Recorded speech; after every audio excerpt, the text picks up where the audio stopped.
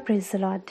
मैं आप सबका आज के हमारे इस प्रोग्राम में स्वागत करती हूँ प्रियो, और विश्वास करती हूँ कि जैसे हर बार प्रभु अपने कलाम से आपको ब्लेस्ड करते हैं, आशीषित करते हैं, आपसे बात करते हैं, ऐसे ही आज भी वचन आपसे बात करेगा। प्रियो, जब आप प्रभु की उपस्थिति में बढ़ रहे होते हो, जब आप खुदा की हुजूरी में बढ़ रहे होते हो, बहुत सी चीज़ें आपको उस प्रेजेंस में बढ़ने से रोकती हैं, आपको प्रभु के निकट जाने से रोकती हैं। जब कोई व्यक्ति शुरुआत करता है मसीह जीवन की तो बहुत खूबसूरत होती है, बड़ा एनर्जेटिक होता है, बहुत समर्पण के साथ, एक प्रेम के साथ, एनर्जी के साथ वो अपनी मसीह दौड़ को शुरू करता है। आप जानते हैं, कई बार आपने प्रभु के किसी सेवक के आगे या किसी मीटिंग में, किसी कन्वेंशन में या किसी प्रभु के वचन को सुनकर आपने कहा होगा, प्रभु अब मैं अपने जीवन को बदलता हूँ या बदलती हूँ और एक नई शुरुआत करता हूँ। और वो शुरुआत बहुत खूबसूरत होती है। जैसे अभी हमने न्यू ईयर सेलिब्रेट किया, कई लोगों ने बड़ी अच्छी शुरुआत की। प्रभु हम ऐसा करेंगे, अब हम नियमित रूप से बाइबल पढ़ेंगे, अब हम वचन पढ़ेंगे, तेरे भवन जाएंगे, आराधना करेंगे। और धीरे धीरे धीरे धीरे क्या होता है कि वो जो आपने कमिटमेंट की थी प्रभु के सामने, जो रेजोल्यूशंस लिए थे, वो सारी चीज़ें धीरे धीरे छूटने लगती हैं। आप उस शुरुआत अच्छी करी, लेकिन आज जब नया महीना स्टार्ट हो गया, आप कहाँ पर पहुँचे हैं? ऐसे ही प्रियो, मसीह जीवन की शुरुआत बहुत खूबसूरत होती है, लेकिन अक्सर लोग भटक जाते हैं, अक्सर लोग बहुत सी चीज़ों के कारण डिस्ट्रैक्ट हो जाते हैं और अपनी उस दौड़ को जिसको उन्होंने शुरू किया था उसको वो पूरा नहीं कर पाते। आज भी एक विषय पे मैं आपसे बात करूंगी जो बहुत ज़रूरी है आपके लिए जानना, और मैंने एक बार पहले भी इस विषय पर परमेश्वर की आत्मा ने अगुवाई की थी कि मैं आपसे बात करूं, लेकिन बहुत गंभीर है और इस समय इस वचन को सुनना, समझना और इसे अपने जीवन में अप्लाई करना बहुत ज़रूरी है प्रियो। क्योंकि इन दिनों प्रभु का आत्मा मुझे उभार रहा है कि मैं आप लोगों को तैयार करूं उसके आगमन के लिए। और मैं आपको बताना चाहती हूँ प्रियो, बहुत जल्द यीशु मसीह आने वाले हैं, उसके आने में विलंब नहीं है। इसलिए ज़रूरी है अब आप तैयार हो जाइए, उन चीज़ों को अपनी लाइफ से दूर करिए जो आपको उस खुदा में बढ़ने से रोकती हैं। और वही वचन जो प्रभु ने आज मुझे दिया है, वो नीति वचन 24 उसका 30 पद से आगे हम देखेंगे। नीति वचन 24 उसके 30 पद से आगे इस प्रकार लिखा है, मैं आलसी के खेत के पास से और निर्बुद्धि मनुष्य की दाख की बारी के पास से होकर जाता था, तो क्या देखा कि वहाँ सब कहीं कटीले पेड़ भर गए हैं और वो बिच्छू पौधों से ढक गई है और उसके पत्थर का बाड़ा गिर गया है। बड़ा गंभीर है प्रयोग, बड़ा गंभीर है ये वचन। लिखा है, प्रभु का दास कहता है, वचन का लिखने वाला कहता है, मैं एक आलसी मनुष्य के खेत के पास से जा रहा था। और जानते हैं, एक आलसी व्यक्ति की तुलना की गई है निर्बुद्धि मनुष्य से। यानी कि एक निर्बुद्धि व्यक्ति और एक आलसी व्यक्ति में कोई भेद नहीं है, दोनों एक जैसे हैं। वो निर्बुद्धि है, उसके पास बुद्धि नहीं है, उसे नहीं मालूम कि मुझे क्या करना है, वो निर्बुद्धि है। और वैसे ही एक आलसी व्यक्ति से उसकी तुलना की गई है, दोनों एक जैसे हैं। कहता है, मैं उसके खेत के पास से जा रहा था और मैंने क्या देखा कि वहां सब कई कटीले पेड़ भर गए हैं। जानते हैं, आलस दो प्रकार का होता है। एक आलस होता है जो फिजिकल आपको दिखाई देता है कि व्यक्ति बहुत आलसी है, सोता रहता है या ये सुस्त रहता है, बैठा रहता है, कुछ कार्य नहीं करता। एक आलस ये होता, और एक आलस होता है स्पिरिचुअल। एक स्पिरिचुअल आलस्य भी है जो आपको प्रभु की हुजूरी में बढ़ने से रोकता है। जी हाँ, आप हो सकता है शरीर में बहुत एक्टिव नजर आ रहे हो सकता है आप शरीर में लोगों को चलते फिरते दौड़ते और वो प्रभु की आराधना करता है, वो कितना अच्छा गिटार बजाता है, वो कितना अच्छा ये प्ले करता है, प्रभु के लिए कार्य करता है, देखो ये वचन प्रचार करती है, ये प्रभु की स्तुति करती है। बाहर से सब कुछ नजर आ रहा है, पर पता है भीतर आलस्य भरा पड़ा है। स्पिरिचुअल, आत्मिक आलस्य। आत्मिक आलस्य कैसा आलस्य? यानी कि वो दिखा तो रहा है व्यक्ति कि मैं बहुत प्रभु में मजबूत हूं, लेकिन अंदर से है नहीं। वो चिंताएं, परेशानियां, प्रॉब्लम्स, घर की समस्याएं, क्या होगा, कैसे हो, सब चीजें उसे डुबा रही हैं, सब चीजें उसे दबा रही हैं। सारी चीज़ों के कारण वो मेंटली इतना सुस्त हो गया है कि वो जो कुछ कर रहा है वो सिर्फ बाहर का है, भीतर से वो व्यक्ति बड़ा अशांत है, बड़ा व्याकुल है, वो अपनी स्पिरिचुअल लाइफ पे ध्यान नहीं दे पा रहा। आपके साथ हुआ है कभी ऐसा कि आप बाहर की परिस्थितियों ने आपको इतना विचलित किया हो कि आप अपनी प्रार्थनाओं के जीवन पर ध्यान न दे पा रहे हो सकता है प्रभु के भवन नियमित तौर पे जा रहे हो सकता है आप बाइबल नियमित तौर पे पढ़ रहे हो सकता है आप रोज़ अपने रूटीन के कामों को नियमित तौर पे कर रहे हैं, बट अंदर से आप खुश नहीं हैं। अंदर से बहुत सी चिंताओं ने आपको दबा रखा है, कैसे मेरे भविष्य का, मेरे बच्चों के भविष्य का, मेरे शरीर की दुर्बलता का, बहुत सी चीज़ों ने आपको डुबा रखा है। और इसके विषय में आप जानते हैं वचन में क्या लिखा है? ये मैं नहीं, वचन कह रहा है, यीशु मसीह कह रहे हैं। लूका 21 अगर आप उसका 34 पद पढ़ेंगे, लूका 21:34, बहुत ध्यान से सुनिएगा यीशु मसीह क्या कह रहे हैं।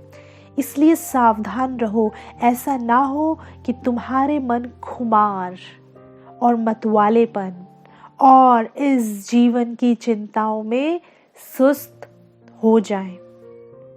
क्या कह रहे हैं यीशु मसीह? इसलिए सावधान रहो, बी अलर्ट, ध्यान रखो कि तुम्हारे मन खुमार, यानी कि तुम दुनियावी ऐशो आराम में बहुत ज्यादा खोए हुए हो, दुनियावी खुमार में हो। जिस तरफ संसार जा रहा है, जिस तरफ संसार जा रहा है तुम भी दौड़े चले जा रहे हो। जो नया फैशन आ रहा है, जो नई चीज़ें आ रही, नया फ़ोन आ रहा है, नया गैजेट आ रहा है, दुनिया बड़ी नई चीज़ों की ओर दौड़ रही है और मसीहजन भी दौड़े चले जा रहे हैं। मसीहजन भी उन अभिलाषाओं के आदी हो रहे हैं, उन चीज़ों के पीछे दौड़ रहे हैं। मैं ऐसा नहीं कहती कि आप इन चीज़ों को यूज़ ना करें, पर ये चीज़ें आपको यूज़ ना करने लग जाएं। इन चीज़ों को अपने इस्तेमाल का बनाइए, पर ये चीज़ें आपके स्पिरिचुअल लाइफ को रूइन करे, वो गलत है। कोई भी चीज़ आपकी स्पिरिचुअल लाइफ को ख़राब कर रही है, उसके प्रति अलर्ट हो जाइए। लिखा है सावधान रहो, बी अलर्ट, ध्यान रखा करो, आलसी मत बनो।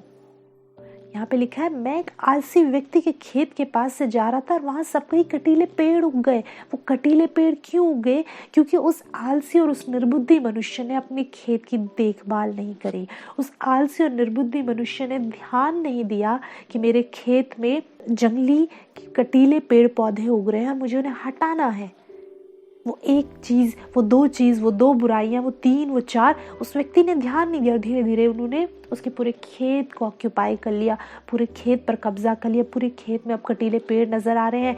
जो बोया गया वो कुछ नहीं नज़र आ रहा, वो सब दब गया, खत्म हो गया, ख़राब हो गया। वहाँ कटीले पेड़ नज़र आ रहे हैं। आप जानते हैं, अगर आप इन कटीले पेड़ों को नहीं हटाएंगे, वो एक या दो, वो धीरे धीरे फैलते चले जाएंगे। वचन में एक स्थान पर और लिखा, उन छोटी लोमड़ियों को पकड़ लो जो तुम्हारी दाख की बारी को बिगाड़ती हैं। लेकिन नहीं, कई बार व्यक्ति बाहर से बहुत अच्छा नजर आ रहा है, बट अंदर से कटीले पेड़ उग चुके हैं। अंदर से वो कटीले पेड़ नजर आ रहे हैं, वो उग चुके हैं। लिखा है, यीशु मसीह कहते हैं सावधान रहो, बी अलर्ट। किस बारे में? ऐसा ना हो कि तुम्हारे मन खुमार, वो बहुत खुमारी में है, आप बहुत ज़्यादा संसार की बातें हावी हो रही हैं, बहुत इंजॉय कर रहे हैं लाइफ को, कुछ सोच नहीं रहे अपने भविष्य का, अपने उस जीवन का जो प्रभु ने रखा है। प्लीज़ उस नींद से बाहर आइए कि आप इस संसार में सिर्फ कुछ समय के लिए हैं।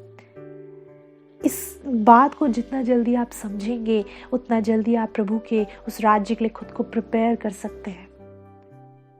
आप इस संसार में परमेश्वर ने आपको रखा है, आपकी एक निर्धारित आयु है, निर्धारित सांसें हैं, निर्धारित जीवन है, किंतु एक अनंत काल आपकी बाट जो रहा है, उसकी तैयारी करनी ज़रूरी है कि प्रभु मेरा अनंत काल तेरे साथ बीतेगा या उस अनंत काल की आग में उस दुष्ट के साथ। उसकी प्रिपरेशन आपको यहीं से करनी है, उसकी तैयारी यहीं से करनी है। लिखा है खुमार में मत खो जाना। दूसरा, मतवालेपन। तीसरा, इस जीवन की चिंताओं से सुस्त हो जाए तुम्हारे मन, यानी कि बहुत सी टेंशन्स को लिए बैठे हैं। कोई ऐसा व्यक्ति आप मुझे बताइए जो कहे कि मेरे जीवन में कोई चिंता नहीं है, मैं बहुत खुश हूँ, मैं बहुत सेटिस्फाई हूँ अपनी लाइफ से, बहुत एंजॉय कर रहा हूँ। बड़े से बड़े धनवान व्यक्ति को आप देखेंगे आज के समय में, आप बड़े से बड़े सेलिब्रिटी को देखिए या कोई धनवान व्यक्ति को, आप पाएंगे कितना ज़्यादा परेशान है, डिप्रेशन में है, इसका इलाज चल रहा है, सुसाइड कर लेते हैं। पति पत्नी के संबंध अच्छे नहीं है, बहुत सी चीजें, ना तो धन आपको जीवन भर सुख दे सकता है, ना कोई और चीज। ये चिंताएं, ये चीजें आपके जीवन में लगी रहेंगी, लेकिन ये चीजें लाइफ का एक पार्ट है, एक फेज होता है। आप एक फेज में आज हैं कुछ किसी चिंता के साथ, कल को आप उस फेज से निकल चुके होंगे और वो चिंता नहीं होगी। आप उस फेज में बने नहीं रहेंगे। लाइफ फेजेस में चलती है प्रियो। थोड़े समय के लिए कोई दुख रहता है तो उसके बाद वो दुख हट जाता है, आप आनंद मनाने लगते हो। फिर कोई और चिंता आती है, फिर वो चिंता हट जाती है। आप पीछे पलट के देखेंगे और आप पाएंगे कि परमेश्वर ने आपके जीवन में कैसे अद्भुत रीति से उन चीज़ों से आपको बाहर निकाला। उन गवाहियों की ओर ध्यान दिया कीजिए जो परमेश्वर ने आपके जीवन में रखी।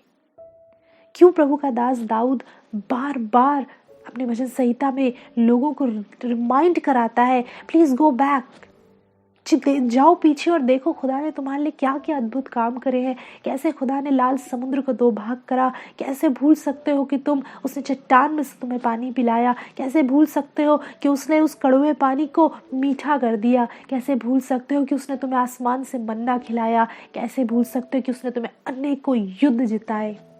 आज तुम उन चिंताओं को लिए बैठे हो और रोते हो और कहते हो खुदा तू मेरी सुन नहीं रहा, मेरी प्रार्थनाओं के उत्तर नहीं दे रहा। पीछे पलट के देखो तो सही कि कैसे उसने तुम्हारे जीवन में अद्भुत रीति से कार्य करे हैं। तुम कैसे भूल सकते हो। और आज ये चिंता, ये थोड़ी सी परेशानियां तुम्हें सुस्त बना रही है। सुस्त हो रहे हो, तुम प्रार्थना नहीं कर रहे, तुम बाइबल नहीं पढ़ रहे, तुम उसकी उपस्थिति में नहीं बैठ रहे, तुम सुस्त हो रहे हो स्पिरिचुअली, तुम आलस्य से भर रहे हो। यीशु मसीह ने कहा जीवन की चिंताओं में सुस्त मत पड़ जाना। कहीं ऐसा ना हो ये चीज़ें तुम्हें सुस्त बना दे और उस दौड़ को तुम दौड़ ना पाओ। लिखा है यहाँ पे, नीति वचन हम पढ़ रहे थे, उसका 24 अध्याय 30 पद में लिखा है, आलसी के खेत के पास से निर्बुद्धि मनुष्य, ऐसा व्यक्ति प्रियो निर्बुद्धि है। लिखा है उसके दाग की बारी के पास से होकर जाता था तो क्या देखा वहाँ सब कटीले पेड़ भर गए हैं। इतनी सारी चीज़ों ने उसके आत्मिक जीवन को खराब कर दिया कि वहाँ पे कटीले पेड़ उग गए हैं। उसको बाहर से उसको नहीं मालूम, वो बाहर से सब कुछ कर रहा है, भीतर इन सारे कामों के कारण लिखा है कटीले पेड़ उग गए हैं। और वो बिच्छू पौधों से ढक गई है। उसके पत्थर का बाड़ा गिर गया है। वो बाड़ा जो उस खेत को प्रोटेक्ट करता था, वो किसने बनाया था? वो बाड़ा उसी व्यक्ति ने बनाया था। जानते, शुरुआत यानी कि उस व्यक्ति ने बड़ी अच्छी करी थी। उसने अपने एक खेत मोल लिया, उसने उसमें कुछ अच्छे बीजों को डाला, उसने उसके किनारे एक बाड़ा बांधा। शुरुआत अच्छी करी आपने एक प्रभु में एक कदम को बढ़ाया, आपने उसे अपने जीवन में उद्धारकर्ता की रीति पर रिसीव करा, आपने वचनों के द्वारा उसे सींचा, बीज बोए, और आप उन बीजों की यानी उसने बीज बोया और उस बीज के पौधों की उसने देखभाल भी करी, बाड़ा भी बांधा कि कोई जंगली जानवर वहाँ घुसने ना पाए, कोई और मेरे खेत पर कब्जा ना करने पाए। एक बाड़ा बनाई, बाउंड्री बनाई और अपने उस खेत को उसने प्रोटेक्ट करा। लेकिन क्या हुआ? धीरे धीरे वो उसे भूल गया, उन बीजों को भूल गया, उन वचनों को भूल गया, उन बातों को भूल गया, और धीरे धीरे वो क्या हुआ? उस खेत बिच्छू घास से भर गया, कटीले पेड़ों से भर गया, ऊंट कटारे सब उस पर उग आए, और लिखा है बाड़ा गिर गया। जो चीज़ बचा के रखती थी ना उस खेत को, वो गिर गया। ऐसे ही होता है प्रियो, जब आप अपने आत्मिक जीवन की देखभाल नहीं करते, जब आप अपने उन वचनों की जो बोया गया है आपके भीतर उसे पनपने नहीं देते। वो वचन सिर्फ आप जो वचन सुनते हैं वो सिर्फ इसलिए नहीं कि आपके कानों को अच्छा लगे या आप कहें ओ आज परमेश्वर ने मुझसे बात करी है, आपके कानों को बड़ा अच्छा लगा, पर आपने अपने दिल में उसे जगह नहीं दी, उसे अपने जीवन में नहीं लिया, उसके अनुसार कार्य नहीं करा, तो क्या होगा? आप यदि उसके अनुसार कार्य नहीं कर रहे हो, आपका मन अभी भी खुमार में, मतवालेपन और जीवन की चिंताओं में सुस्त है, अभी भी आप उन चीज़ों में खोए हुए हो, तो लिखा है वहाँ पे कांटे उगाए, बिच्छू घास उगाई, और लिखा है वो बाड़ा टूट गया। वो बाड़ा जो उस खेत को बचाता था, आपकी स्पिरिचुअल लाइफ को बचाता था, वो टूट गया। आप ही ने उसे बनाया था, आप ही ने कुछ बाउंड्री सेट करी थी, आप ही ने किया था कि नो मैं ये नहीं देखा करूँगा, अब मैं ये नहीं किया करूँगा, अब मैं ऐसा नहीं, ये चीज़ें मेरे मुंह से नहीं निकलेंगी। लेकिन जब स्पिरिचुअल लाइफ खराब हुई, अब आपके मुंह से सब कुछ निकलता है, बाड़ा गिर गया, अब आप सब कुछ देखते हो, अब आप बुराइयां भी करने लगे हो। ओ जब शुरुआत की थी तब ये सब चीज़ें नहीं थी। बड़ा ध्यान रखते थे आप अपनी आत्मिक जीवन का, बड़ा ध्यान रखते थे कि आप प्रभु में हो, बड़ा ध्यान रखते थे कि परमेश्वर को ये सब नहीं भाता। आप बहुत ध्यान से अपनी चाल चलन की चौकसी करते थे। बहुत अच्छी आपने शुरुआत की थी। मुझे ये नहीं बोलना, मुझे ये नहीं देखना, मुझे ऐसे नहीं कहना, मुझे उसके साथ ऐसा व्यवहार नहीं करना, मुझे गुस्सा नहीं करना, मुझे व्यभिचार नहीं करना, मुझे प्रभु के वचन को दूसरों को बताना है। बहुत सी अच्छी अच्छी बातें एक बाड़ा बना दिया था। लेकिन आज आपको फ़र्क नहीं पड़ता, आप जो मन में आता है वो बोलते हो, आपके मुंह से आप शब्द निकलते हैं, आप वो व्यर्थ की चीज़ों को देखते हो और उन्हें एंजॉय करते हो। आप एक ऐसे जीवन को जी रहे हो जो संसारिक जीवन है। आप और एक संसारिक व्यक्ति में आज कोई फ़र्क नहीं रह गया है। इसका कारण ये है, मैं आपको बताना चाहती हूँ, आपके उस खेत में कांटे उगाए हैं, बिच्छू घास ने उसे ढक दिया है, वो बीज खत्म हो रहे हैं अंदर ही अंदर, वो चीज़ें तबाह हो रही हैं और आपको इसको ध्यान देना होगा। लिखा है वो व्यक्ति निर्बुद्धि मनुष्य के समान है। और आगे वचन कहता है 32 पद, तब मैंने देखा और उस पर ध्यान पूर्वक विचार किया, हाँ मैंने देखकर शिक्षा प्राप्त की। प्रभु का दास यहाँ पे कहता है, फिर मैंने देखा और एक बात को सीखा। क्या बात? छोटी सी नींद, एक और झपकी, थोड़ी देर हाथ पर हाथ रख के और लेटे रहना, तब तेरा कंगालपन डाकू के समान और तेरी घटी हथियार बंद मनुष्य के समान आ पड़ेगी। जी हाँ, ये इसके दुष्परिणाम है प्रियो। यदि ये सब ऐसा ही चलता रहा, यदि आप ऐसे ही खुमारी में, मतवालेपन और जीवन की उन चिंताओं में आप खोए रहोगे, डूबे रहोगे, दबे रहोगे और आप अपनी स्पिरिचुअल लाइफ की ओर ध्यान नहीं दोगे, आप नींद से नहीं जागोगे। यीशु मसीह ने जो वचन अभी मैंने आपके सामने पढ़ा, वहाँ पे लिखा है जागते रहो। इसीलिए यीशु मसीह यहाँ पे कहते हैं कि जागते रहो और प्रार्थना करते रहो। जागते रहो और प्रार्थना करते रहो कि तुम उस दिन का सामना कर सको और मनुष्य के पुत्र के सामने खड़े होने के योग्य बन सको। लूका 21 उसके 36 पद में ऐसा लिखा है। यानी कि कहने का अर्थ क्या है? आपको जागते रहना है, अलर्ट रहना है, सावधान रहना है कि कहीं आपके इन सब कामों के कारण आपके आत्मिक जीवन खराब तो नहीं हो रहा। और अगर आपको इससे फर्क नहीं पड़ता तो पता है यहाँ पे वचन में लिखा है, नीति वचन 24 उसका 34 पद कहता है, तब तेरा कंगालपन डाकू के समान और तेरी घटी हथियार बंद मनुष्य के समान आ पड़ेगी। तेरा कंगालपन, कि कैसे कंगालपन की बात हो रही है? ये धन से कंगालपन की बात नहीं हो रही है, ये स्पिरिचुअली कंगालपन की बात हो रही है। तेरा सब कुछ खत्म हो जाएगा, लुट जाएगा, स्पिरिचुअली कंगाल हो जाएगा। तेरे पास तू सिर्फ दिखा सकेगा कि हाँ मैं वचन पढ़ रहा हूँ, तेरे पास प्रकाशन नहीं होंगे, प्रभु तुझसे बात नहीं करेगा, परमेश्वर की आवाज़ आनी बंद हो जाएगी, गाइडेंस मिलनी बंद हो जाएगी। कंगालपन कहते हैं प्रियो, और ये बड़ा ही भयानक है। अगर आप संसारिक मनुष्य को भी देखें और यदि वो आलस्य से भरा है, अपने कामों को नहीं करता, तो क्या है, उसके जीवन में भी कंगालपन आएगा। और वैसे एक आत्मिक व्यक्ति यदि परिश्रम नहीं कर रहा है, अपने आत्मिक जीवन में कोशिशें नहीं कर रहा है, एफर्ट्स नहीं कर रहा है प्रियो, तो लिखा है कंगालपन किसके समान आएगा? डाकू के समान। जैसे डाकू आते हैं सब कुछ लूट लेते हैं, ऐसे ही तेरा कंगालपन होगा। और लिखा है तेरी घटी यानी कि तेरी कमी हथियार बंद मनुष्य के समान आएगी। सब कुछ खराब हो जाएगा, सब कुछ तबाह हो जाएगा यदि तू अभी भी नींद से नहीं जागा। इसीलिए वो चीज़ें जो आपके इस आत्मिक जीवन को खराब कर रही है, ध्यान धर कर देखिए वो कौन सी चीज़ें हैं, वो कौन सी बातें हैं। वो आलस्य जो आपके जीवन पर हावी है।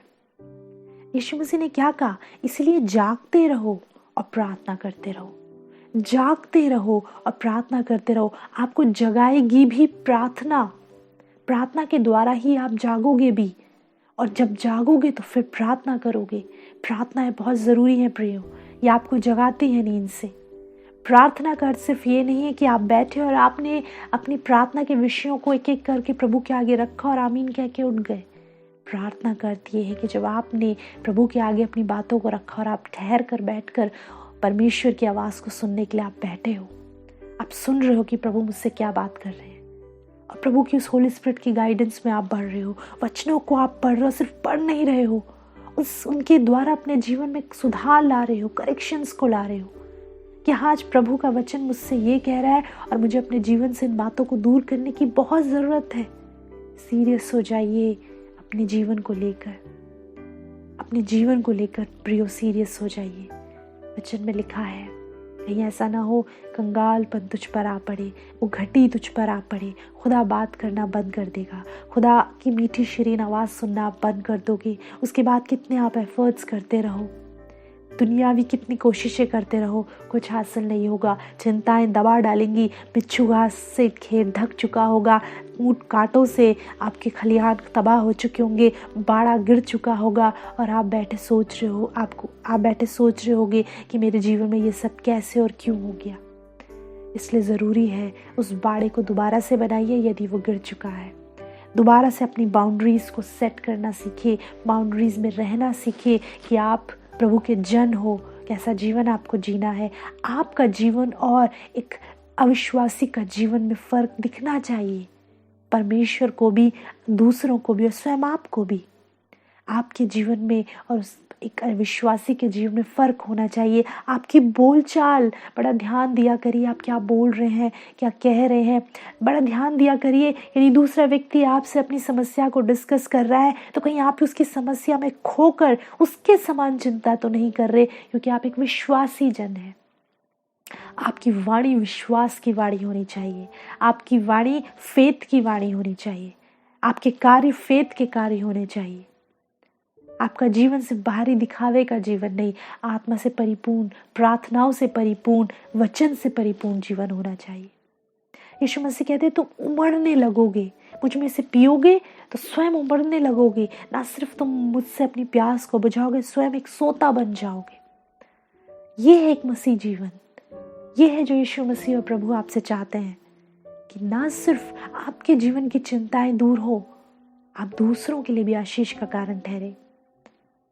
आपके साथ कभी ऐसा हुआ कि आप किसी व्यक्ति से बात कर रहे हो और वो अपनी चिंता आपको बताए, और जब आप उससे बात करो तो वो कहे मैं इतने लोगों के पास गया, बहुत से लोगों ने सलाहें दी, लेकिन आपसे बात करके मन को शांति मिली है, आपसे बात करके मुझे हिम्मत मिली है, आपसे बात करके लगता है कि मैं इस फाइट को लड़ूंगा और जीतूंगा भी। क्या कभी आपके साथ ऐसा हुआ? या कभी ऐसा हुआ कि कोई अपनी बीमारी को आपसे शेयर कर रहा हो, उसके पास कोई होप ना हो, कोई उम्मीद ना हो, कोई ऐसा व्यक्ति जो किसी डिप्रेशन में हो, लेकिन आपसे बात करके उसके मन को तसल्ली मिली हो? लेकिन कहीं ऐसा तो नहीं कि आप भी उन्हीं व्यक्तियों में हो, कि आप भी एक उसी अंधकार में टटोलते फिर रहे हो और आपको कोई होप ना मिल रही हो? यदि ऐसा है प्रियो तो गंभीर बात है, आपका बाड़ा गिर चुका है, आपके खेत तबाह हो चुके हैं। अब इस आलस्य से बाहर निकलने की ज़रूरत है, दोबारा से प्रार्थनाओं के जीवन में लौटने की ज़रूरत है, वचन को थामने की ज़रूरत है, उठकर खड़े होने की ज़रूरत है और अपने स्पिरिचुअल जर्नी के लिए अपने आप को फिर से तैयार करने की ज़रूरत है। देर कभी नहीं हुई, जब तक प्रभु यीशु मसीह का आगमन नहीं है आपके पास समय है कि आप दोबारा से एक नई शुरुआत कर सको। प्रभु तैयार है आपके हाथ को थाम कर आपको उठाने के लिए। प्रभु से क्षमा मांगिए और एक नई शुरुआत करिए। हालेलुया। अपनी आंखों को बंद करेंगे और हम प्रार्थना करें। सच में प्रभु देर कभी भी नहीं हुई और हमारे पास अभी भी अवसर है कि हम उठकर खड़े हों और एक बार फिर से अपनी इस दौड़ को शुरू करें। आपके बेटे और बेटियों के लिए मैं प्रार्थना करती हूँ प्रभु, आप इन्हें सहायता करिए, आप इनके मन को बदलिए, आलस्य से प्रभु उस खुमार से, उस मतवालेपन, उस जीवन की चिंताओं से इन्हें बाहर निकाले। ये जागते हुए पाए जाए, ये विश्वास में पाए जाए, ये प्रार्थनाओं में पाए जाए प्रभु।